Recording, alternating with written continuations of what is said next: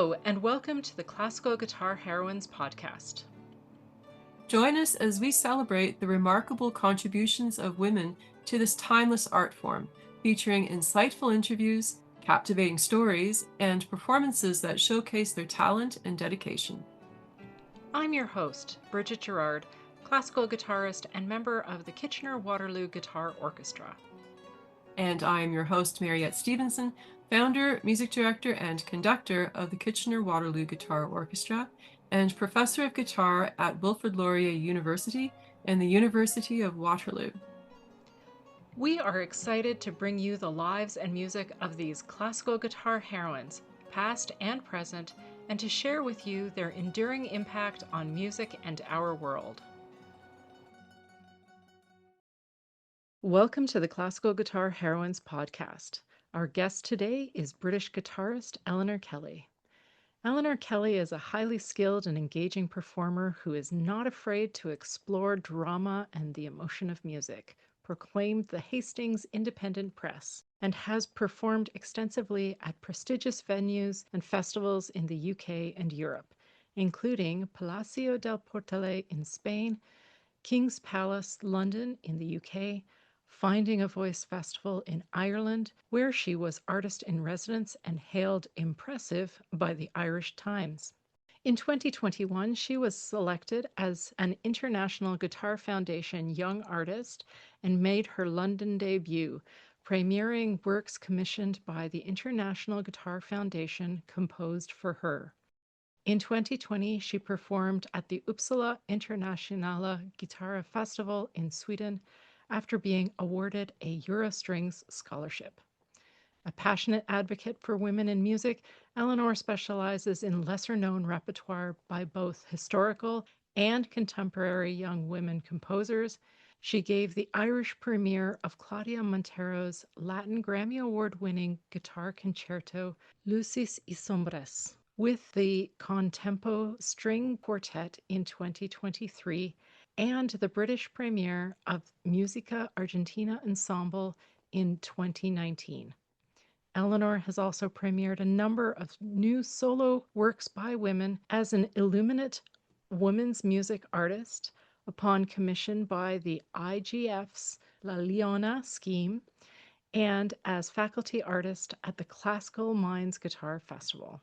On March 6, 2026, she released her debut album, Dedicatoria. In 2021, Eleanor graduated from the prestigious Master in Interpretación de Guitarra Clásica course at the Universidad de Alicante, Spain, where she studied with the world's most foremost performers and teachers. In the same year, she was also awarded a European String Teachers Association's Education Postgraduate Certificate in plucked strings from the University of Chichester. Eleanor gained a distinction in her Masters of Music in Classical Guitar Performance from the Royal Welsh College of Music and Drama in 2024 after studying with Helen Sanderson, John Mills, and Zorn Dutkic. Here is our guest, Eleanor Kelly, performing Presencias by the Argentinian composer Carmen Guzmán from Eleanor's latest release, Dedicatoria, courtesy of Pixaudio.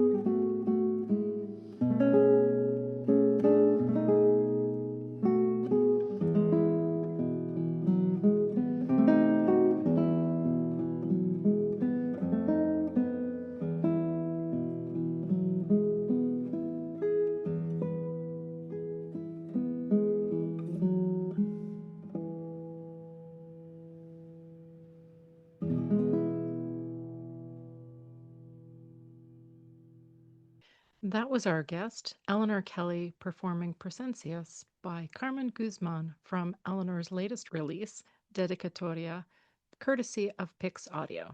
Hello, Eleanor, and welcome to the Classical Guitar Heroines podcast. Hi, Bridget and Mariette. Thank you so much for having me. It's really nice to be on the podcast, on my favourite podcast, might I add. Oh, how amazing! How amazing. You are a British guitarist who was initially self taught. How did you discover the classical guitar?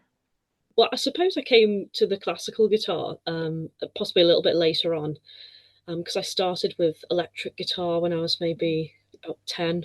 My granddad was in a few bands around Liverpool. So I used to love him teaching me like all guitar riffs, a few Beatles riffs, of course, on the guitar. So Very cool. that was how I sort of first started with guitar, and then a few years went by, and I didn't play anything at all. And I went to study music at the age of 16. I did my A levels here in the UK, so I did music. Mhm. And I noticed everyone else on the course was doing some sort of classical instrument, and I thought, oh dear. So I discovered classical guitar just purely through that sort of research, looking for classical stuff, and just really like fell in love with the repertoire. And Mm-hmm. I joined my local guitar society when I was 17, the Liverpool Guitar Society, Wow. and that just really like opened my eyes to like a whole world of classical guitar. Yeah, yeah. When you went to study in Spain at the Master en Interpretación de Guitarra Clásica course at the Universidad de Alicante, how did that experience form you as a musician? Oh, that was a really incredible experience. I mean, just living in Spain for one was Oh, just fantastic. yeah.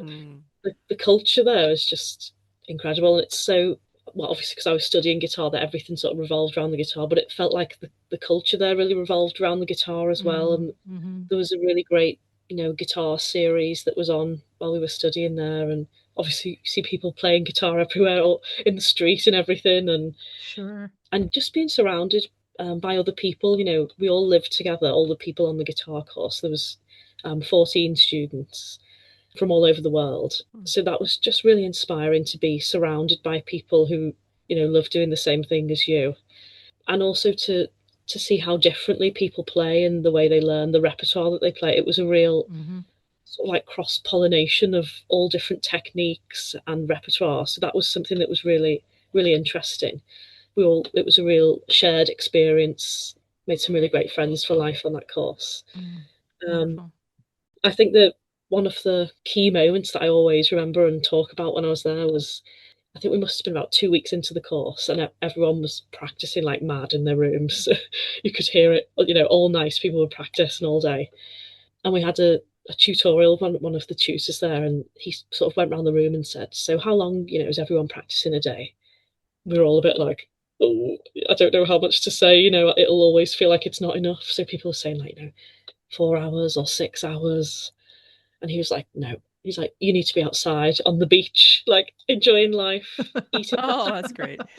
drinking the wine. And we were like, oh. So that was just like, I mean, obviously, practice is so important, but experiencing life and just taking in your surroundings, Mm-hmm. being outside with the beautiful scenery there, Yeah. experiencing all the different culture and cuisine. That Oh, all yeah. makes you sort of who you are, and then that allows you to express in your playing a lot more. So I think that was one of the really standout moments from the course that sort of changed the way I think about practice, but also about living life as well. Right. That's amazing. Amazing. And you count the highly regarded guitarist and pedagogue Helen Sanderson as one of your teachers. And I'm curious, did she influence you as a musician? Yeah, absolutely. So well, obviously I'd studied with Helen, which I was really fortunate to do at the Royal Welsh College for my masters. But I've sort of admired Helen for many years before that. I also studied with her on the postgraduate teaching course as well. I just think she was just a fantastic role model because it's not very often you see women as heads of guitar departments. That's true. And Helen's such a fantastic teacher, performer, arranger. She wears many different hats and is incredible at them all. So that was something that was really, really inspiring for me. As a teacher, she was obviously really supportive and encouraging. she also really challenged me, pushed me out of my comfort zone, which was something that was, is really important when you're learning, when you're a musician. So yeah, I definitely count her as, um, you know, a, an incredible mentor, really, as well as a teacher. That's fantastic. Here is Eleanor performing Valse Number 1 and Valse Number 2 by Carmen Guzmán from Eleanor's latest release, Dedicatoria, courtesy of Pixaudio.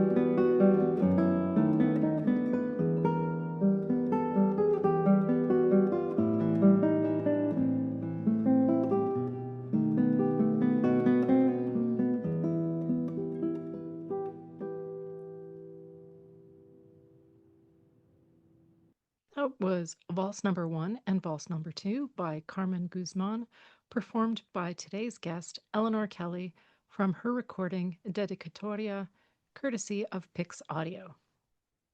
You are listening to the Classical Guitar Heroines podcast. We wanted to chat about your exciting new recording featuring the music of Argentinian guitarist and composer Carmen Guzmán, who passed away in 2012. This recording has 8 premieres. Can you tell us a little bit about her career? Yeah, absolutely. So Carmen Guzman was an incredible guitarist, composer, and a singer from Argentina, as you mentioned. She was born in Mendoza, which is the region that makes very delicious Malbec wine if you're a red wine drinker.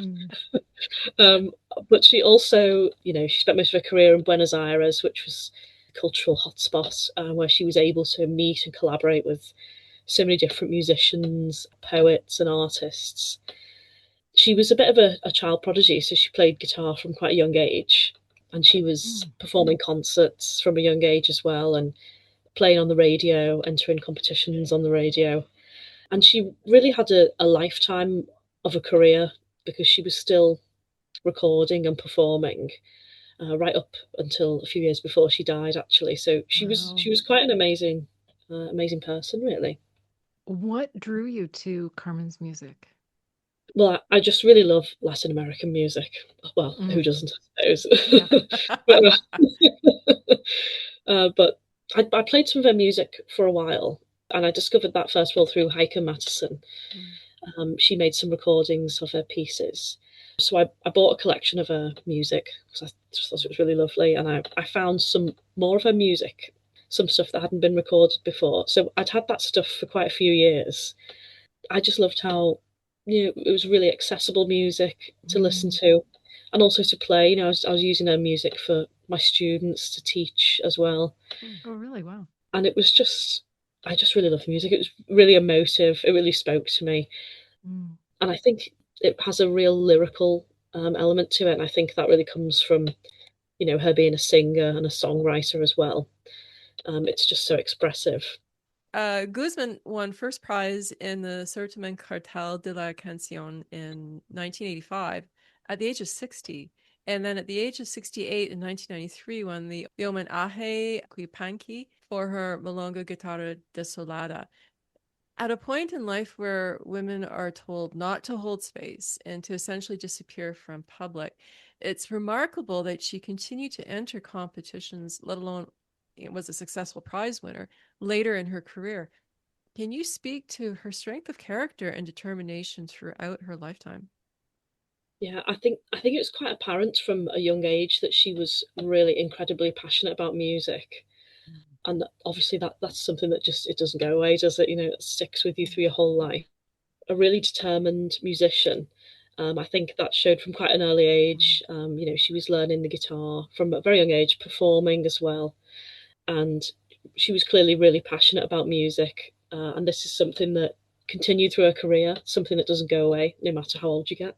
I think her many collaborations with all different people, poets and musicians, she was obviously moving in these circles that were full of really important musicians. Astor Piazzolla was a perfect example. He absolutely loved her playing. He loved her milonga playing. There's interviews where she talks about having like evenings together with him and all different musicians, and they played together. And she was also admired by Segovia, which is praise that's hard to come by. Yeah, very much, especially for women. Absolutely. So I think that just shows she was a really confident woman who wasn't afraid to take up space. And as you say, that was something that was it still is difficult now, but particularly then, and particularly in such male-dominated field. So I think her career was something that she was really passionate about. It wasn't separate to who she was as a person. That was her life, and that there are some interviews I've read online that she's given, and that's what she talks about. The only thing that she does, she loves to play and compose. She was still composing music right up until the end of her life. I think one of the last compositions that she wrote was Tango para Billy, which was dedicated to her husband. And she recorded that on an album just a few years before she died. So she was in her 80s, which is just incredible. Her passion stayed throughout her life. And I think that really shows definitely the strength of her character. And in many ways, that was why I wanted to champion her music, because she was such an iconic figure, really, in Argentina. And unfortunately, after she died, her music sort of faded away a little bit. And I think there's not as many recordings of her solo works done by other guitarists, especially. She made a few recordings herself, which you can find actually if you listen online. And there's actually videos of her playing online and playing her own compositions like live on Argentine TV and stuff. So she was really an amazing figure. That's amazing. Incredible. We will now listen to Choro Number 1 and Choro Number 2 by Carmen Guzmán, performed by the wonderful Eleanor Kelly, courtesy of Pixaudio.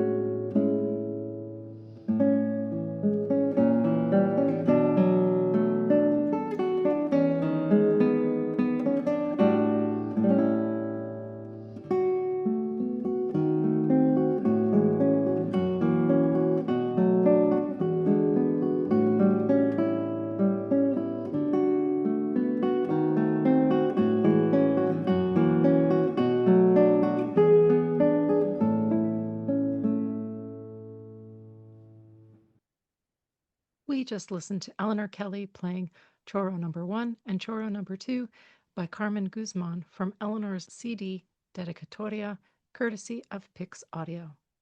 You are listening to the Classical Guitar Heroines podcast.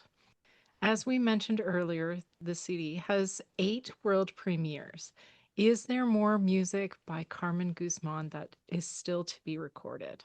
Yes, I think there definitely are more guitar works. Mm. So the whole project actually started because, well, I wanted to mark her centenary in 2025. Right. So I contacted a library in Argentina, and they sent me manuscripts of her music, Oh, fantastic. which also included some piano pieces, and there's lyrics of songs with like a melody line written out that sort of needs to be pieced together. She's got really quite a big collection of works. The one sort of piece that I was really looking for was one of the waltzes, waltz number 3, Mm. because in the collection I have number 1, number 2, and then it goes straight from number 4 upwards. Yeah. So I didn't receive number 3, the manuscript, and they couldn't find it in the library. So I'm convinced it's got to be somewhere. Wow. And I've read that there are some studies as well which weren't in the library. So I think it's definitely a project that's, it's got room to grow. So many more avenues I can hopefully look down to bring out some more of her music. That sounds incredible. You first discovered Carmen Guzman through Heike Matheson, who was mentioned just a little earlier, and who's also been mentioned in many of our podcast episodes. Can you chat about the important role that Heike played in promoting women composers for classical guitar? It's really hard to put into words the importance of Heike's work, how much of an amazing person she was. She was really, really dedicated to the cause of championing works by women composers. So she was sort of like a focal point for people who were looking for music or intrigued by works by women composers. And through this, she was able to create such a massive network of people. I've been aware of your work, Mariette, for years before we managed to meet, because Heike, sort of connected us all, and it's just amazing to feel like you've got that sort of family of the guitarists who are all working in the same way with the same interest. To have such an open community, where we share resources and sort of help each other out to help grow the repertoire. I mean, that's what's so important about it, and Definitely to really feel like we have music that's representative and it paints like a real clear picture of the true history of music, to discover that there were works by women composers, that always have been. And just knowing that there's more out there to rediscover. Heike did an amazing job of creating the database, which is foundational for so much research, definitely for my own research. Her importance is just unmeasurable. agreed. You are also an arranger, including having published arrangements of music by Otyli Sukova. Who was Otyli Sukova? Why did you decide to arrange 2 of her piano works? Otyli Sukova was the daughter of Dvorak, composer whose name we probably are more familiar with. Oh, yes, yeah, absolutely. And she was quite a talented young pianist, and obviously her father really supported her musical studies. And she was quite lucky to be able to travel to the United States and to England. And she really had quite a rich cultural upbringing, was exposed to a lot of sort of high arts and culture. So I came across her work probably a few years before I arranged her music, just from listening to collections of works by women composers, and I found some recordings of her piano pieces. Only a few of those are published. So it was when I was in Spain, a part of the course was to make an original transcription arrangement of some music. And so I decided to do 2 arrangements of her piano pieces, which is a humoresca and a lullaby. And I just absolutely love them. I love them on the piano. Obviously, it's always a challenge, isn't it, to translate something over to the guitar. Definitely. But they seem to just really suit. They had a really guitaristic character, I thought. So they were published by the University Press. They've recently sort of come out of the copyright, which means I can sort of edit them a little bit and possibly republish them again, so I can make them more accessible to people, hopefully. But yeah, she was an incredible composer. Her husband was a really supportive figure in her life as well, and he encouraged her to write her compositions down. And he actually later, Mm. transcribed her compositions because she died tragically young, only age 27, Oh, Wow. wow. a year after her father died. So it's a real shame to think of what she could have done with more of a life. Right. So you're doing ongoing research on women composers. What is your ultimate goal with your research? The main goal, I suppose, is to illuminate works by women. That's like key goal for me, is Mm. to really broaden the repertoire. I do like doing research and sort of digging back, finding things out. I'm interested in, composer biographies, particularly like the lives of women, not just composers, generally historical women's works in arts and culture. I just really enjoy shining a spotlight on figures that have previously been hidden. Mm. It definitely does me good to, discover new repertoire, to learn new things. Absolutely. And I think, Absolutely. as a teacher as well, I think it's quite important to show to students how diverse the repertoire actually is. And I was really lucky to have an amazing lecturer in my undergraduate degree, Dr. Laura Hamer. And I'll never forget the first lecture she did on women composers. And I thought, oh my gosh, women composers, what? And it was such a revelation to me. And, that was the moment that I thought, wow, I've missed Mm. half of music history here. And that was Mm. just a catalyst for me Mhm. to do some research, and that I'm really glad that I was in that lecture. Mm. Yeah. Absolutely. We'll now listen to Tango Parabilly by Carmen Guzmán from Eleanor Kelly's new CD, Dedicatoria, courtesy of Pixaudio.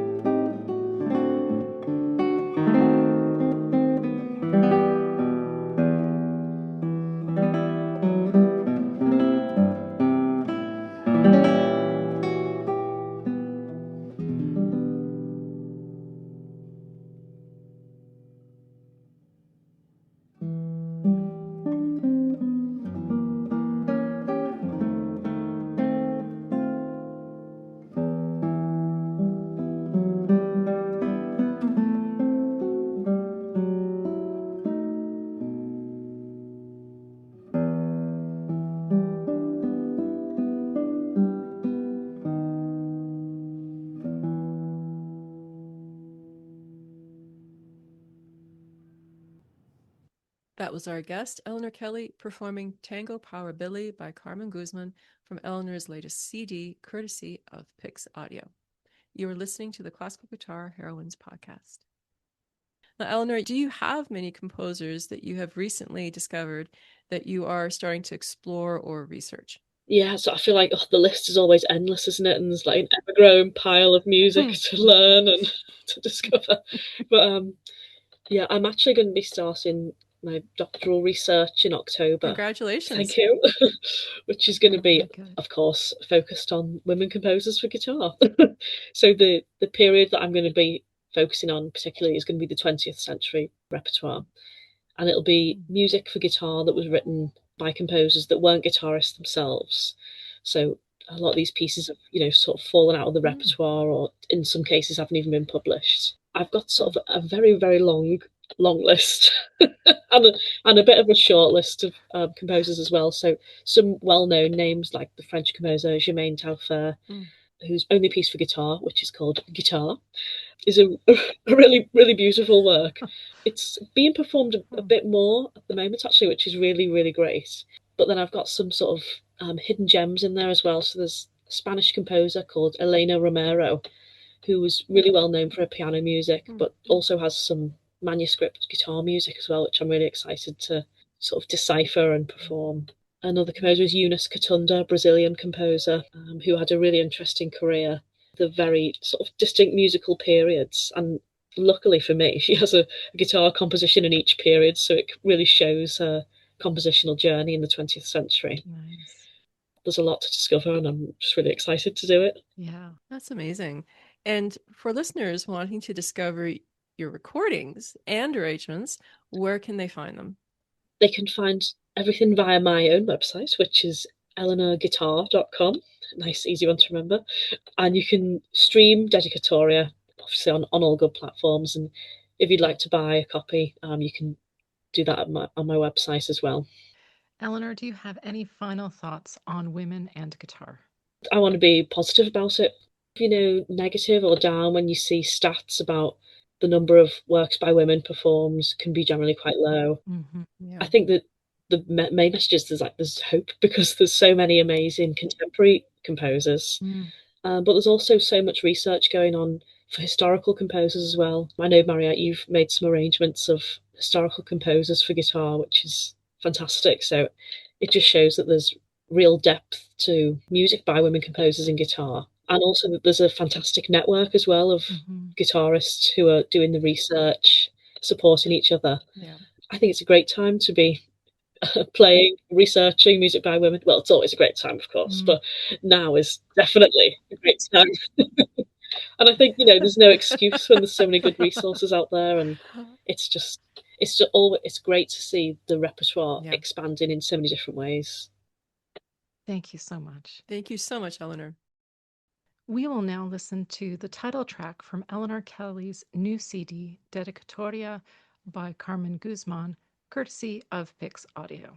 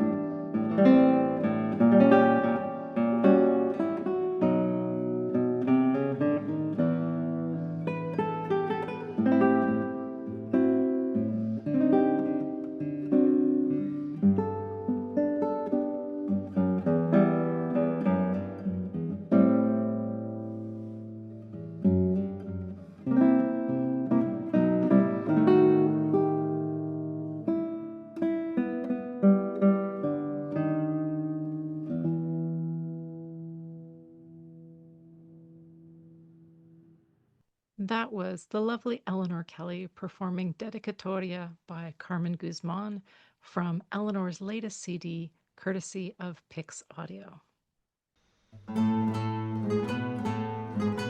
We would like to thank the wonderful Eleanor Kelly for speaking with us today. A special thank you to Pixaudio for allowing us to use the audio featured on this episode. Follow the Classical Guitar Heroines podcast on Facebook, Instagram, and all streaming platforms. If you enjoyed what you heard, please click the like button and don't forget to subscribe to our Substack newsletter for updates. If you love our podcast and want to support us, consider visiting our Ko-fi account or visiting our online store at Redbubble. You can find the link on our Facebook and Instagram pages. Every contribution, no matter the amount, helps us to stay independent and keep the podcast accessible to everyone. And remember, if you are a woman that plays classical guitar, you too are a classical guitar heroine. Thank you for joining us on the Classical Guitar Heroine podcast.